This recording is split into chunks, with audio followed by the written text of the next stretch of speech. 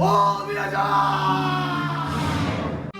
Gözde, sen tiyatroda oynasan ben gelir bakırdım sana. Gerçekten ben de Evet. sana bakırdım. Ben hep senin hesabına bakıyorum. O da bir tiyatro gibi değil mi? Bakırdım, yanlış dedim. Bakırdım ne? Bakırdım. Bakardım. Ben de doğrusu olsun.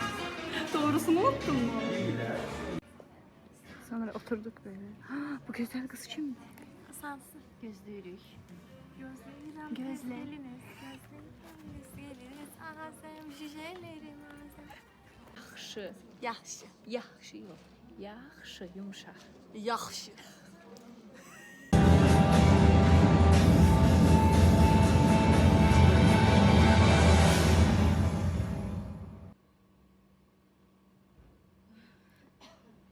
Gəncliyim daim olsun diye ben öz ruhumu şeytana sattım.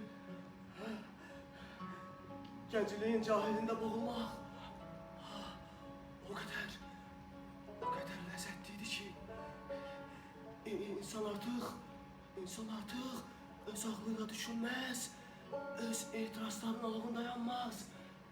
Onun meziyetleri de, onun günahları da kalbini verdiği şəxsindir.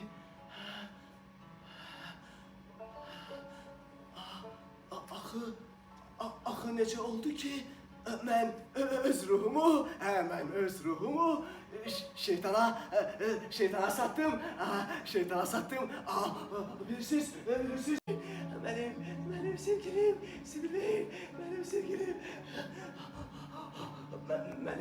Benim cinayetlerim, benim eybəcəliyim, benim pozğun gəncliyim. Artık olmayacak.